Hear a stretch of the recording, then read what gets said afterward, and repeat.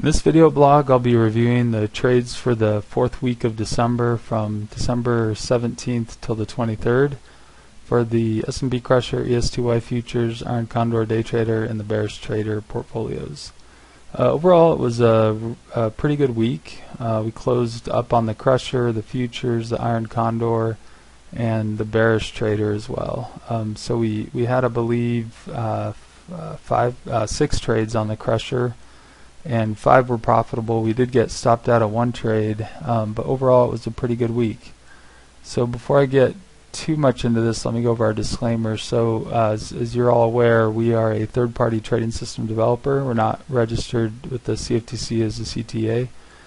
We claim the self-executing exemption from registration. Just keep in mind that trading futures and options involves substantial risk of loss, and it's not appropriate for everyone.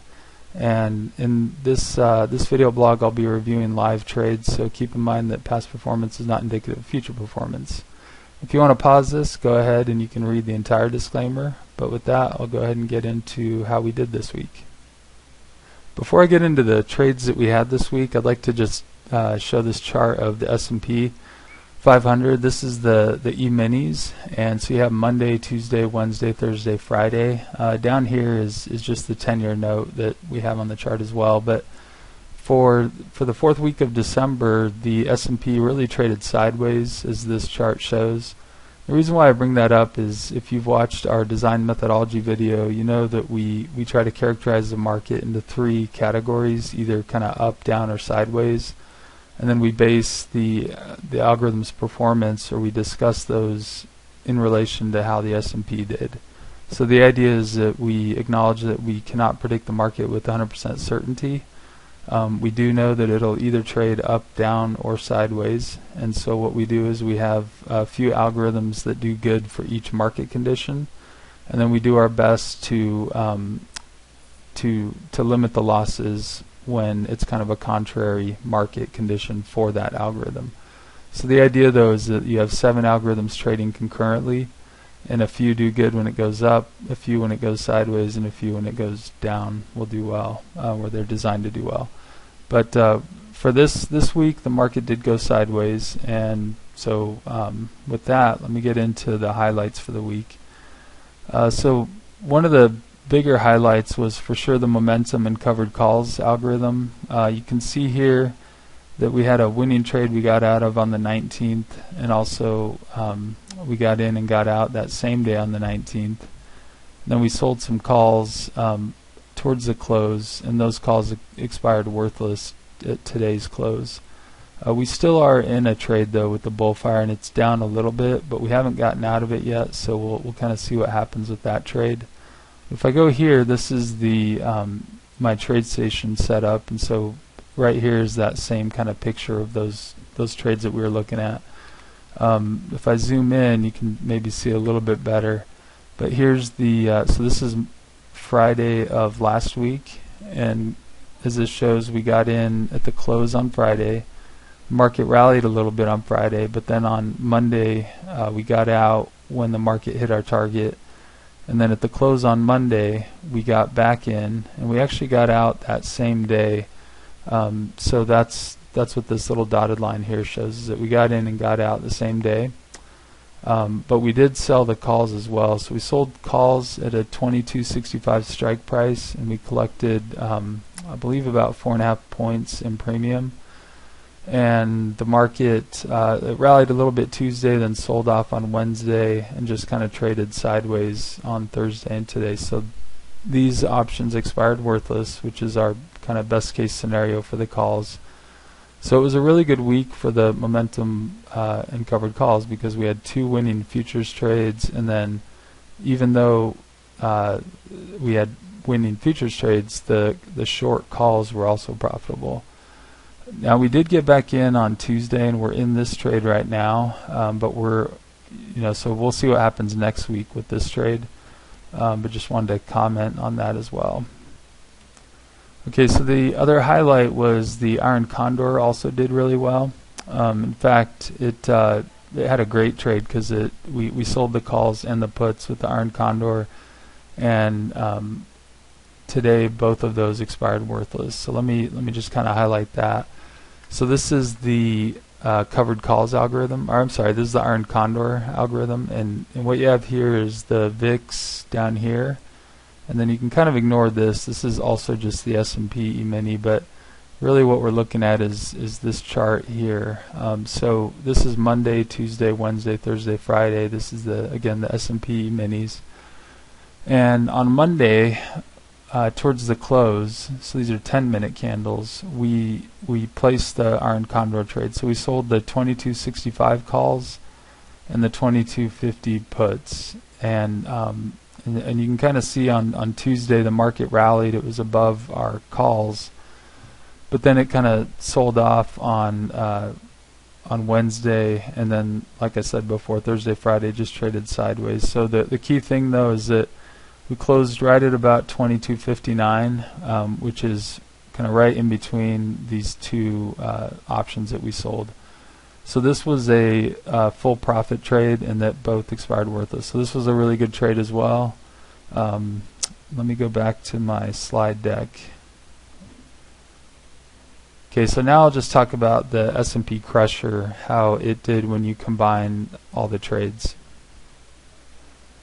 Here are all the trades that the S&P Crusher placed this week, or I'm sorry, that closed this week.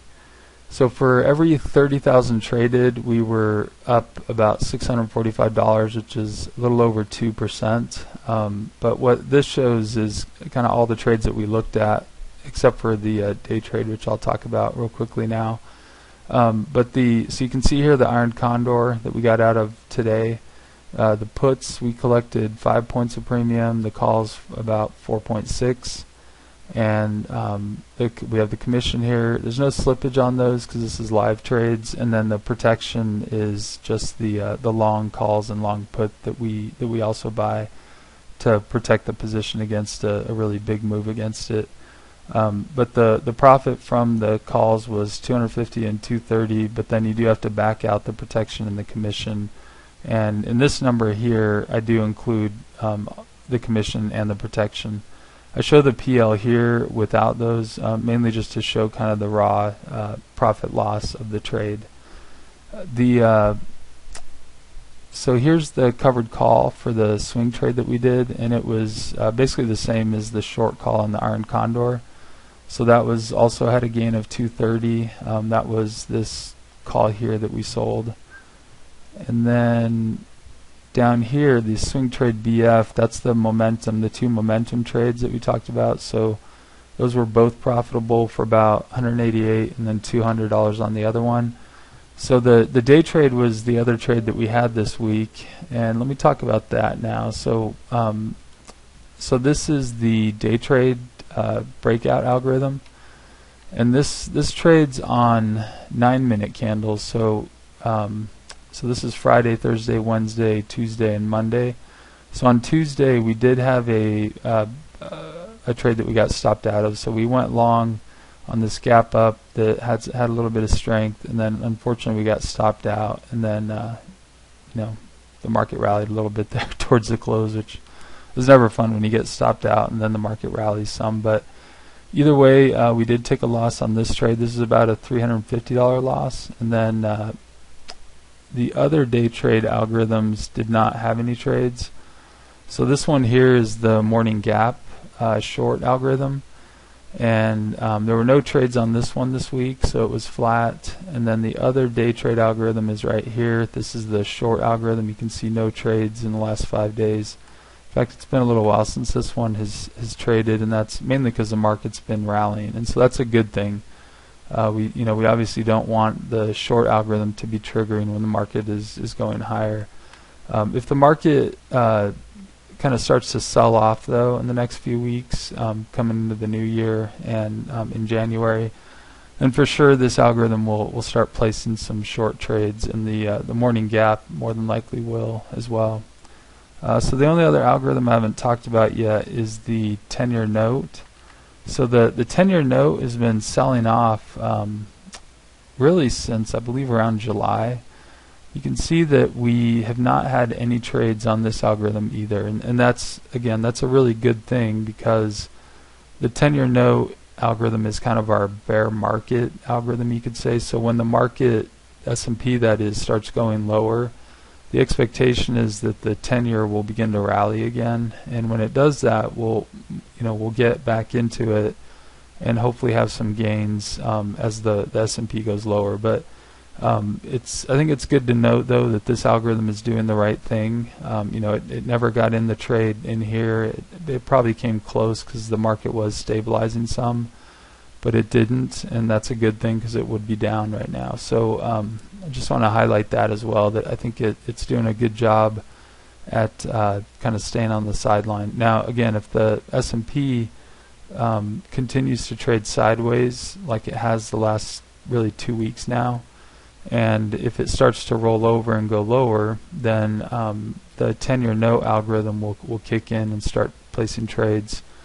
And meanwhile, the momentum algorithm, the algorithm that does the best when the market goes higher, it'll kind of silence down and won't really place that many trades. Kind of similar to what happened, well, I guess kind of right in here in October and kind of September as well. So it'll basically stop trading while the other algorithms kind of take over.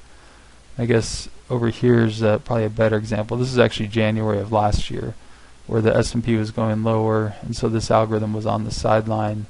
And I guess I'll just point out too, on the 10-year note algorithm, when that happened, this algorithm did start placing trades. So let me kind of show you that real quick.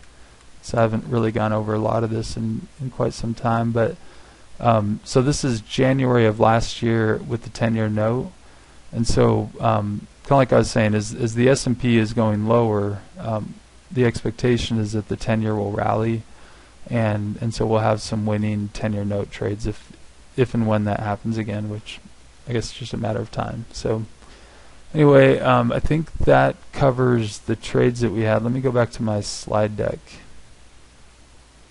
So with this slide, this is just, again, the S&P Crusher. It trades all 7 of the algorithms, and we've talked about each one now. So the total, when you add up the PL and then you back out the protection and the commission, was 645 per 30K traded. So overall, a pretty good week for the Crusher.